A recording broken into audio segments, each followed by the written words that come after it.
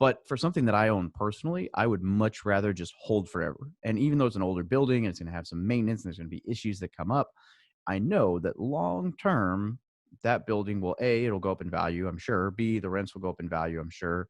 But C, in 15 years, when I own it free and clear, my cash flow will jump another $1,500 a month from it. So I'll go from, I don't know, 1,200 to 1,500 a month in cash flow to like $3,000 a month from that one property that I got into for less than 11,000. So in essence, it will go from the 100% cash on cash return it was the first year and second year, and it kind of is right now. It's a little bit over 100% cash on cash return, even though I've pulled my money out. So now it's infinite, but it'll jump to like 3 times every year what I originally put into it, if not more.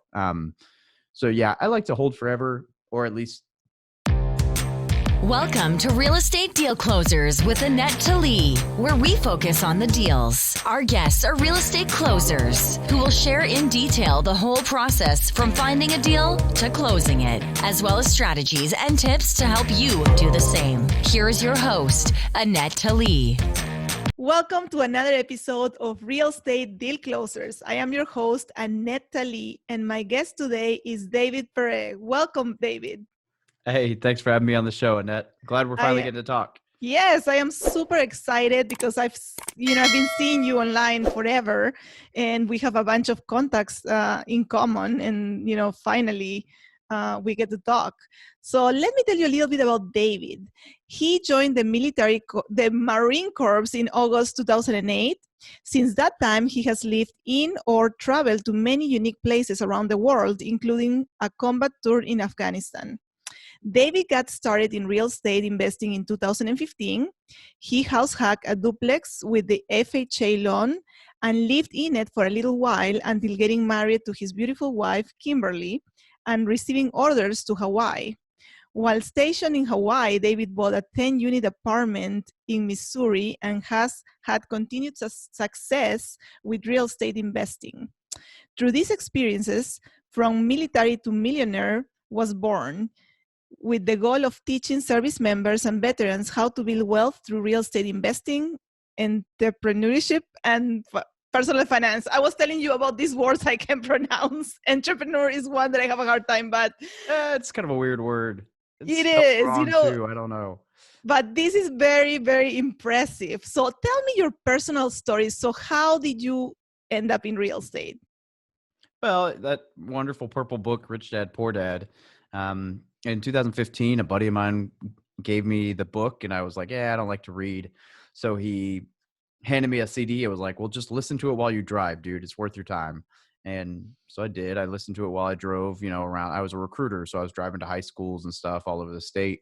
And so I just listened to it. And I mean, honest to God, within 3 or 4 months, I bought that duplex. So it was like the stars aligned. I read that book, then I read a bunch of other books, and I started Googling answers to questions that I didn't understand. And right around the same time, my lease was coming up on my apartment. So I either had to, renew my lease or move out. And I was paying $550 a month to live in a 2-bed, 1-bath apartment.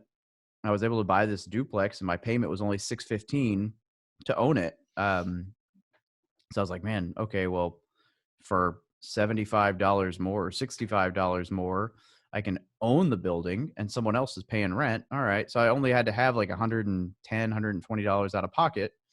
It's like, okay, well, that sounds like a good deal. And then, it was. I got talked out of the VA loan, though, because the lender didn't know what he was doing. So he talked me into the FHA loan, which is still fine. But the VA loan is very powerful for veterans, and I wish I'd used it. And yeah, so, the house is still paid back every penny I put into it. Every year I've owned it since I moved out and rented the other half. And that was I was like, oh, wow, this really works. And then just kept going from there. Awesome. What a good friend of yours that gave you that book and then gave you the CD because you didn't want to read it.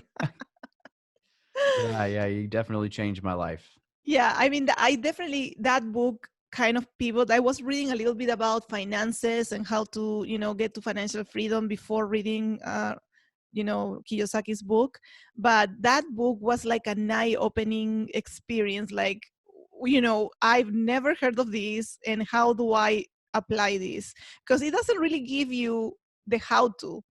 it just gives you the idea of like, you gotta, create a business, you gotta invest, you gotta, the 4 quadrants, and then you have to, from there, you gotta, go and figure out how to do it. The Deal. All right. So what deal are we going to talk about today? I like my 10 unit. I think it's, it's not so far out of reach that people are going to think they can't do it. But it's a little crazy, and it's probably my favorite deal so far. Cool. Was this your second property, the 10 unit? Well, when I got married, my wife had a house. So that one we turned into a rental as well, did some upgrades, and we bought some farmland behind it. But I guess this was the second like legitimate investment property.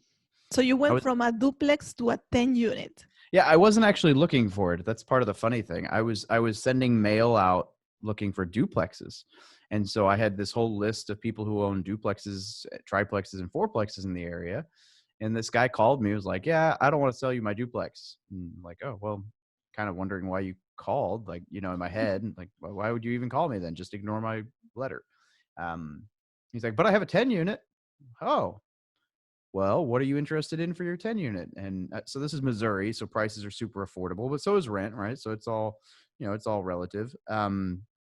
He wanted, I think they wanted $240,000 for it. And so I offered 220, and they came back at 225 and said, okay, fine, I'll take 225, but I want you to pay half the closing costs or something like that, or all the closing costs. I don't remember. I've never paid closing costs. I think I negotiated all of them out of the way. And so we settled at 225, and then during the inspection, I got it down to 212 and a half because there wasn't a ton. There was only like $7,000 worth of stuff that I probably needed done. Older building, so there's definitely stuff to be done, but probably only about $7,000 worth of stuff that I was unaware of and willing to ask for because some of it was just stuff that I knew going into. And I had been reading Never Split the Difference at the time, so I was negotiating a little bit more, and I ended up getting $12,500 off the purchase price, even though I really only had told myself if it dropped 7, I'd be good. And so we bought the place. But the cool thing is that I had convinced him to do 10% seller financing, and the bank knew that. And so originally it was going to be 80% from the bank, 10% from me, and 10% from the seller. And then when we got into closing, I guess somehow, some way, the bank got their wires crossed and forgot about the price drop. And so we got to closing, and mind you, I'm in Hawaii, right? Like I had actually been home when he got in touch with me. So I've seen 2 of the 10 units. I got to walk through before we were under contract and say, oh, okay, cool. But I never saw the other 8. And I'm back in Hawaii. And so they mail out the closing documents, and there's a bunch of problems with me getting everything signed and on time. And I remember distinctly like having to sprint into FedEx like 1 minute before they close and be like, slam it down and hunt down the notary. And I get it back out in the mail same day. It takes forever to get there. So my documents are in the air, and they're supposed to arrive that night, and they're at the closing table, and the bank calls me and they're like, so we have a problem. And that's never what you want to hear. Right. And they're like, we didn't know, or we forgot about the price drop. And so I'm like, oh, okay. So what do we do? And they're like, well, we brought the original amount. I'm like, okay. And they're like, well, we can either reschedule the closing for a week from now so that we can get everything done right, or you can just we can close and you can just get half of your down payment back and only be in 5% because we'll just bring the full amount that we already funded. Like, so my options are wait a week or buy a 10 unit for less than 5% down. Like, yeah. Exactly. Okay, we'll close. And so, yeah, I got in, it was like $10,900 out of pocket. It was like 4.9% down with seller financing on a 10-year or 5-year term at 4% interest for the other 10%. And yeah, it was awesome. All right. So there's a lot there that I want to unpack. So first of all, you were looking for property and you were using mailings, right? So how, for people that don't know and are new to real estate, can you explain a little bit how does that work? Yeah, there's a lot of ways you can do it. If you know who you're going after, like if you have a specific property in mind, you can go into the county tax data and you can pull information on the owner. And usually it'll have their mailing address. Depending on the county, some counties don't like to share that stuff. But I usually just use a service like ListSource. And so you go to listsource.com and you can buy a list fairly cheap. And you can really segment down exactly what you're wanting to buy. So you can segment down people who bought properties that have 100% equity. So, they were cash buyers. You can segment down just a lot of interesting things that you can do to figure out what you want for a list. So I would always go in there and say, okay, I want absentee owners so they don't live in the house. I want, in this case, like a duplex, like 2 to 4 units. I want 70% equity or more, so they might be willing to sell or finance. And I was just plugging some stuff in. I had a list of like 200 names, and I narrowed it down to like 100 of those names that were really probably worth mailing. And at the time, I just had a yellow legal pad and hand wrote all the letters because I was still new and didn't realize the value of my time. And that was miserable. I got a great return as far as like number of people who called back, but I learned very quickly that handwritten letters might get you an extra 5 or 10% people who respond. But those people usually aren't the ones who want to say, I don't know. Now I only handwrite letters now if I'm specifically targeting like a house or an owner that I know. So for example, I bought a duplex 3 months ago, and I knew the owner had some other properties, and I knew one of them he owned free and clear. So I hand wrote him a letter the day we closed so that he would get a letter saying, hey, we just bought this property from you. We can close. I know you own this property. Would you be interested in selling? Maybe talking about seller financing. And ironically, the guy knows me. I didn't realize like at the time who we were buying the house from, but after I sent the letter in, I realized on the closing docs that it was like the football coach who works at my wife's old high school. And so anyway, and we got not that property, but 2 others offered to us at a pretty reasonable price, and we're discussing that. So that was a very targeted, personal, handwritten letter. But generally speaking, now I don't do that. I will, however, handwrite the address on the envelope so that it looks handwritten and people will actually open it. But yeah, you send out a bunch of letters saying, hey, I've actually got a stack of them sitting around here somewhere, but hey, we want to we're looking at houses in your area, yada, yada, yada. We can close fast, give me a call if you want to talk about it. And you get a lot of either ignored or angry returns, but you get some really interesting, I have some crazy stories from people calling me back. Like the former secretary, when I was in Hawaii, I was handwriting letters. And like the former Secretary of Defense, Donald Rumsfeld, I guess his son owns like a $10 million house, or they do.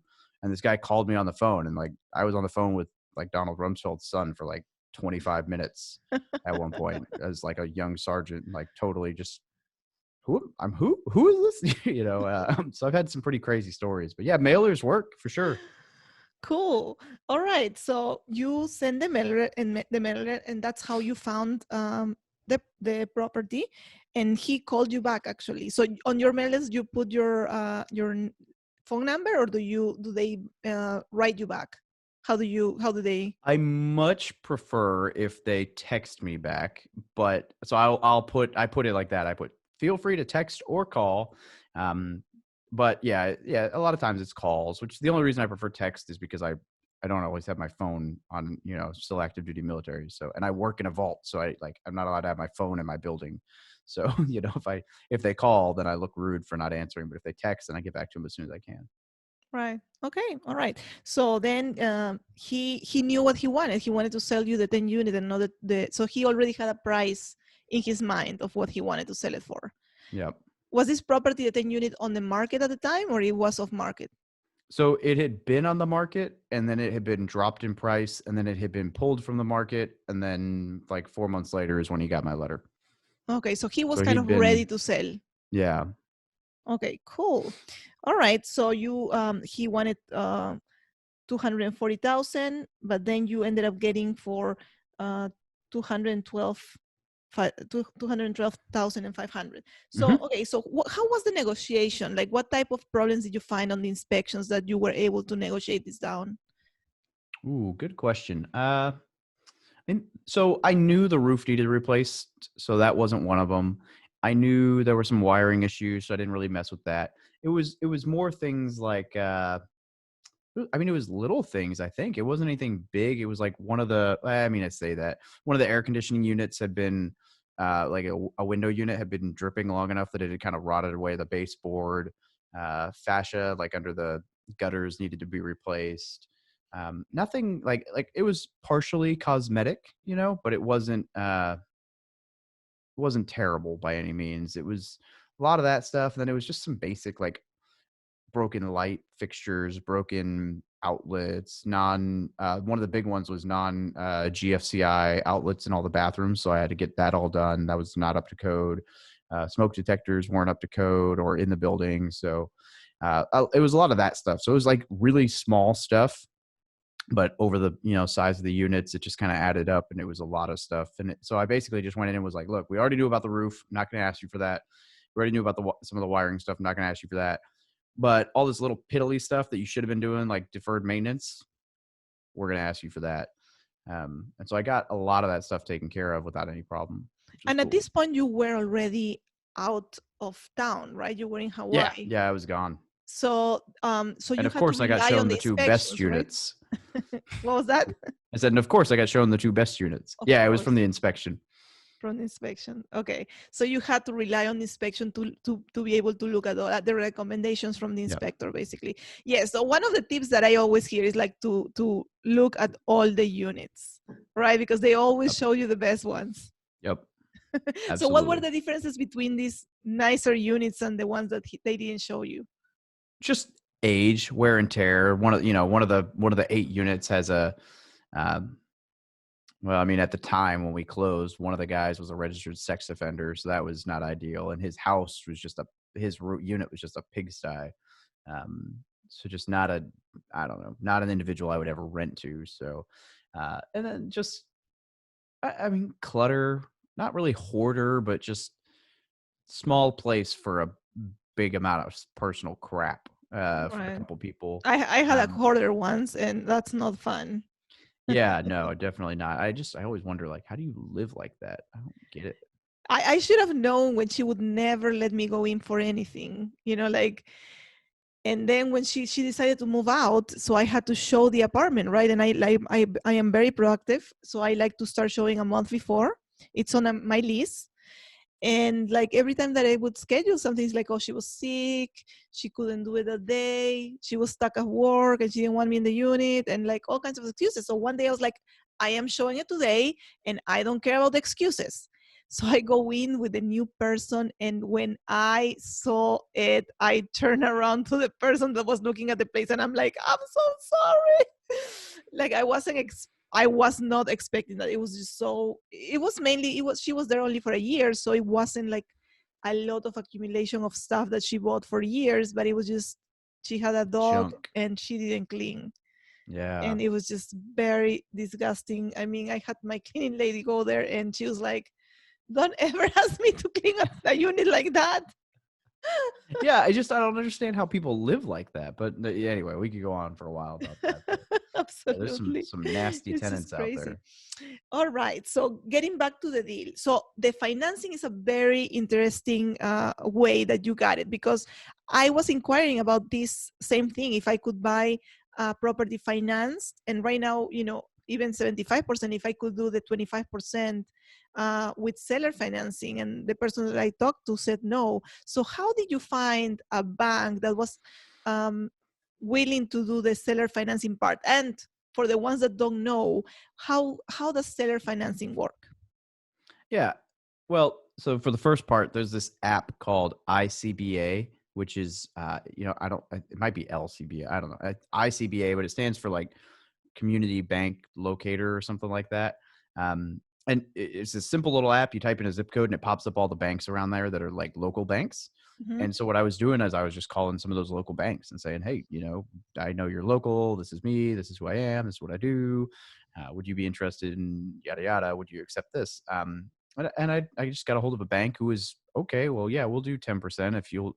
And the other thing is I got it under, that was the other piece is exactly. It appraised for 248, I think, or 240, maybe just 240 on the dot. But so there was a little equity in there plus their 10% plus my 10%. So the bank was not like 80% loan to value, they were 80% of where we bought. So that was a plus. There was some wiggle room there. Right. So I guess the secret there is how much equity they have. Exactly. Yeah. So that was part of it. And then they're local. So they're portfolio lenders. So they're able to make decisions in-house. They're not selling loans out. So they don't have to abide by anyone else's rules. So if they like you, they can kind of budge on stuff, which is nice. And so that was probably that piece. As far as seller financing, I mean, the easiest way to describe it would be if you had a truck that I wanted to buy, and instead of bringing you a check for 10,000, I said, I'll pay you $500 a month for the next, 20 months would bring it to 10,000, but to make it worth your time, I'll pay you $500 a month for the next 22 months. So you get an extra $1,000 for letting me make payments without a bank, or however you agree. And the cool thing with seller financing is it's absolutely whatever you guys can agree to. So in this case, it was 4%, and it was 5 years to repay it. And that was it, just cut and dry. And that was simple. But the really cool thing with seller financing is it doesn't stop being negotiable. So I could go on and on and on and on. There's a lot of really cool tricks you could use. But for example, I refinanced that property 18 months after I purchased. And when I refinanced, I texted the guy and said, hey, look, I'm refinancing. I can continue to pay you at this interest rate for the duration if you'd like. Or if you want all the money lump sum, I can pay it back to you right now. And we can just be done. And so that's what we agreed to do. And so when I paid him back, I was like, what do I owe you? And he told me the balance. And I was like, okay. And I wrote him a check. And so I paid this guy back. And the really good thing with that is just that I was like, because of me paying him back the principal, I only paid interest for that first 18 months, if that makes sense. So it was 4% interest, but because I didn't pay for 5 years or whatever, it essentially was only 1 point something percent interest, because I only paid interest for the first year, and then it wasn't amortized. It was just 4%. And then, Yeah, and it allowed you to get a property for a lot less money at the beginning to do this seller financing. So out of pocket, you were, only, you said 4 point something percent versus, for at least the banks that I work with here in South Florida is 25% minimum. You can get a 20% sometimes, but no, not now with COVID. That ship has sailed. But you could get a 20% if the bank knew you and if you had a track record. All right, so that's the way that you finance it. And so, what's your exit strategy for that property? Die. Death. So I refinanced. I got all my money back. I paid off my seller financing, got to keep, I think, $7,000 on top of it. I could have kept a lot more because we raised the value up. I think it appraised for $262. And at the time I only had $180 left on the loan. So there was a lot of room in there, but I didn't want to pull more equity out. I wanted to just pay it down more. So what I did was I took it. It was I can't remember if it was an 18-year loan originally or a 16-year loan originally, but I dropped it to 15 or 14 and a half. So I basically took a year off the repayment time and only took $7,000 back rather than taking a whole bunch more back. And so I still dropped my payment by $100 a month, but I got to cut, a full year off what amount of time I was going to owe the money back. And so my plan, honestly, with a lot of these is just to hold them forever. So I know bigger apartment deals, like the syndication I'm in, we plan on refinancing at year 3, selling at year 7, or sell at year 5. And that's great. And I like that, you double your money, you get your capital back, yada, yada. But for something that I own personally, I would much rather just hold forever. And even though it's an older building and it's going to have some maintenance and there's going to be issues that come up, I know that long term, that building will, A, it'll go up in value, I'm sure. B, the rents will go up in value, I'm sure. But C, in 15 years when I own it free and clear, my cash flow will jump another $1,500 a month from it. So I'll go from, I don't know, $1,200 to $1,500 a month in cash flow to $3,000 a month from that one property that I got into for less than $11,000. So in essence, it will go from the 100% cash on cash return it was the first year and second year, and it kind of is right now. It's a little bit over 100% cash on cash return, even though I've pulled my money out. So now it's infinite, but it'll jump to 3 times every year what I originally put into it, if not more. So yeah, I like to hold forever, or at least theoretically, right? Like there's might be a time where that changes, but in the long-term wealth building benefits of real estate are just awesome.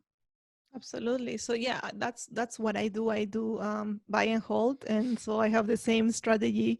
When we started investing, my husband and I, the idea was to have this property just for our kids to have college education.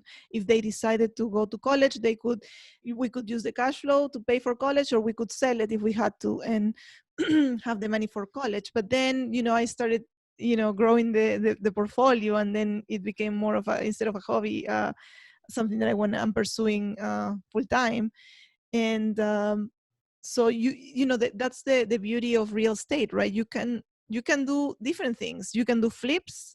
If you want a job, you can do flips and do it full time, or you can invest passively if you want to do syndications, which, for people that don't know, syndications are, you get together with other partners and you buy large multifamily, or it could be also storage or other kinds of properties.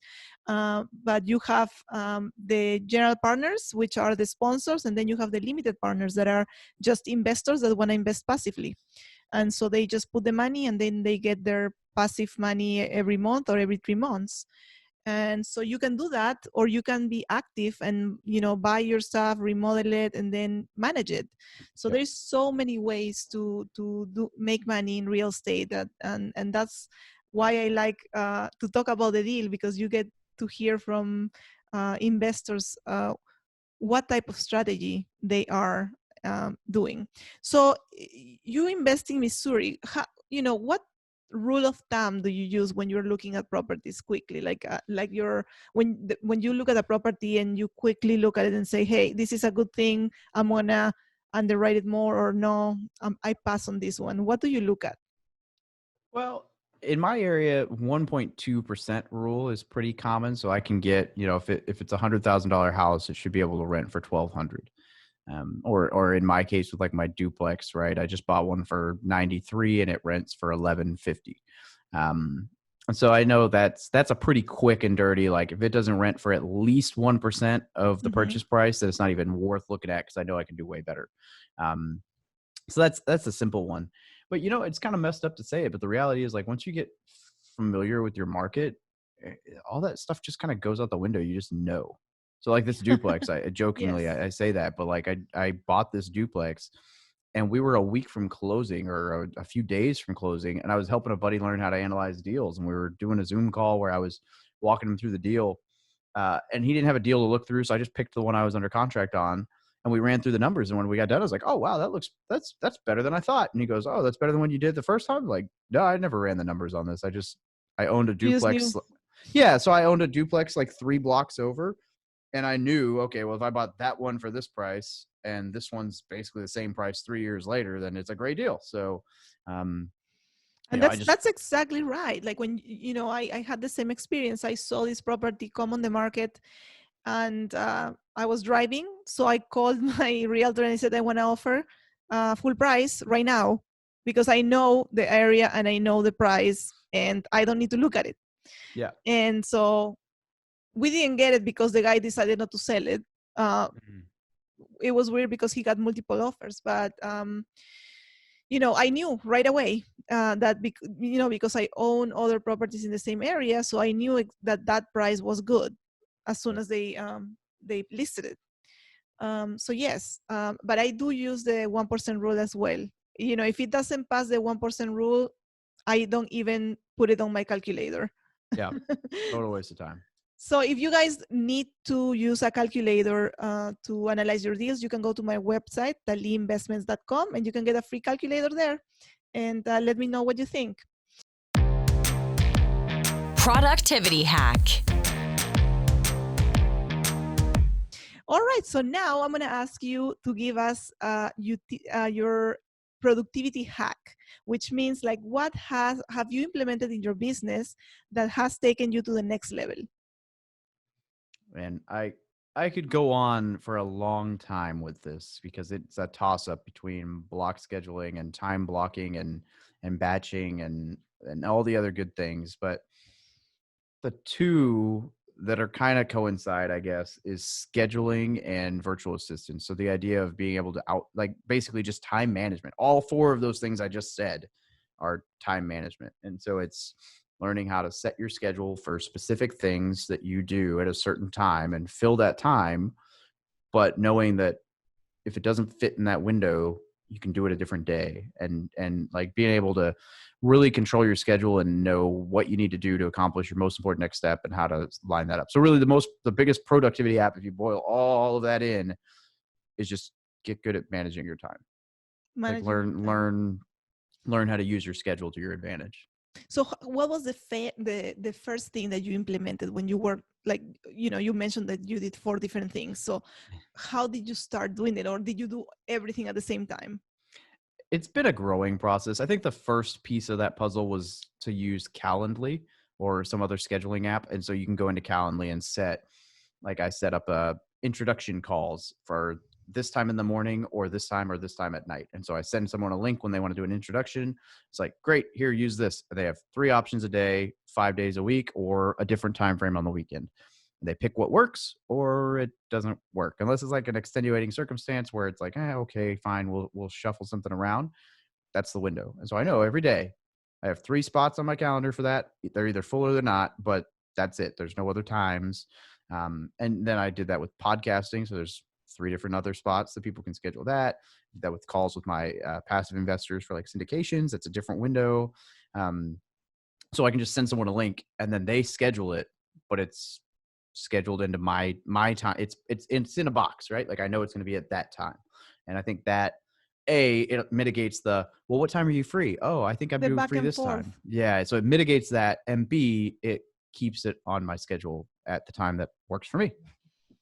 Awesome. So you had to kind of sit down and decide how much time I'm gonna, dedicate to the calls and how much time. So it's a little bit of planning, or maybe figuring it out as you go, right? Like you start with something and then you realize it doesn't work and then you switch it a little bit.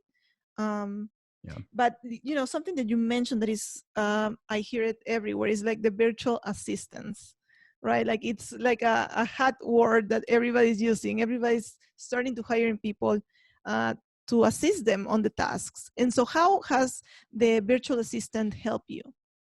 They allow me to spend my time doing more important things. So I have 4 of them right now, and 3 of them are task specific. So I have one who is not even a virtual assistant anymore. I partnered with him to start another business, but he was my podcast editor, and now we help people edit and launch podcasts. But the other one was my video editor for YouTube. And so I finally got to a point where I couldn't keep up with editing videos. So I found someone to do it for me, and same with the podcast. And the third is someone who does all my blog post editing and my article editing. And then the 4th one is now I have someone who's more of an administrative. So she does infographics and stuff like that. But she also transcribes all my podcasts, and I can send her a video like talking through a subject. She can turn it into a blog post for me, and then I can send it to my editor. So really all I had to do is record a video for 15 minutes or 10 minutes. So just things like that I can do to save time. And so I just outsourcing things that either you're not good at or you don't enjoy doing. So for me, I'm not good at editing blog posts. So it would just be pointless for me to try to do it. All right. Awesome. So, getting other people to help you in your business is the key, and be able to schedule your time effectively. Expert tips.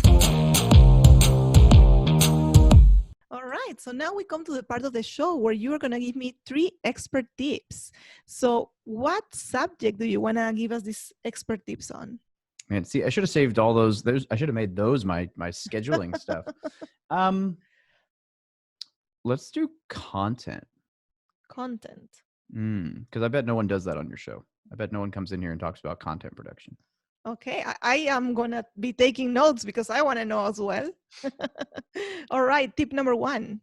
Tip number 1, document, don't create. So Gary Vee says this all the time. Pick up a camera and talk about what you're doing. My entire platform started with me just talking about what I was doing. And it's morphed since then. But people are afraid to put themselves in front of a camera and document what they're doing. But then they want to go and raise money for a deal. But who's going to lend you money if they don't know what you're doing? So get in front of a camera and just talk about what you're doing for the day, or talk about what you learned, or talk about what you want to do, or what your vision is, or something. And people will take notice. So it's not hard. Just put a camera in your face. It's uncomfortable. It's uncomfortable for everyone. And record something. That is awesome. Tip number 2. Schedule everything out in advance. The only way that I'm able to maintain, and this kind of goes back to scheduling and time management. I mean, I work a full-time job for the Marine Corps, and I'm recording content at 4 a.m. or at 8 p.m. or whatever, sometimes both.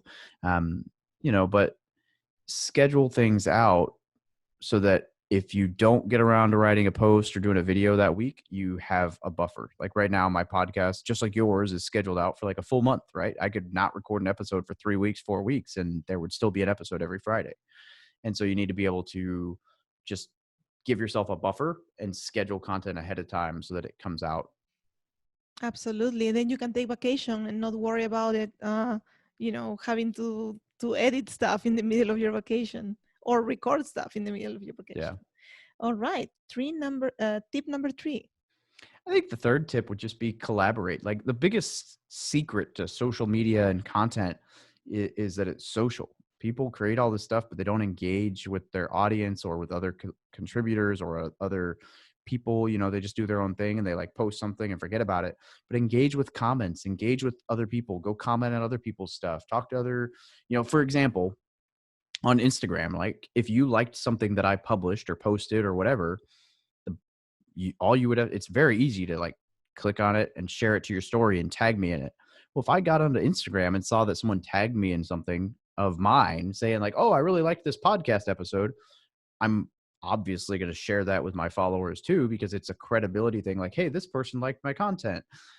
So I'm going to share it. Well, when I share it, now my audience sees you and they click on your page and now you got, 10, 15, 20 people who followed you because so like the biggest thing with social media is just being social and engage with people. And so, yeah, if you document what you're doing and you stay ahead of it so that you don't miss, kind of consistency, and then you talk to people and communicate like all one big just social network. People don't think of social media and content as networking, but I have literally made thousands, if not hundreds of thousands of dollars from connections with networking. Absolutely. I mean, to be truthful, I didn't understand what it meant to network until last year. Like I just didn't understand the concept until I went to a conference and I collected all the cards that I talked to everybody, and then I never did anything with them because it was just, I was so overwhelmed with like, what do I do now? But then, I decided, what? This is not working for me. So I actually, at that first conference, I started doing live interviews for my group, for my Facebook group. And that was so much better because I got to talk to the people that were doing what I wanted to do, and I got to interview them for my audience. So I was sharing with people knowledge, and at the same time, I was meeting all these people that I wanted to talk to. And then, if you just follow up and you keep in touch, then these people sometimes become your friends. And when you have questions, you can reach to them, and then, you create a relationship. And so definitely, I love your tips about documenting, because I think that's what I was doing without knowing. I was just documenting. I was at this conference and I just met these wonderful people, and you got to hear what they have to say, not about me, but them. And so absolutely, I totally agree. Thank you so much for all your experience and your knowledge. So where can people find you if they want to look for you online?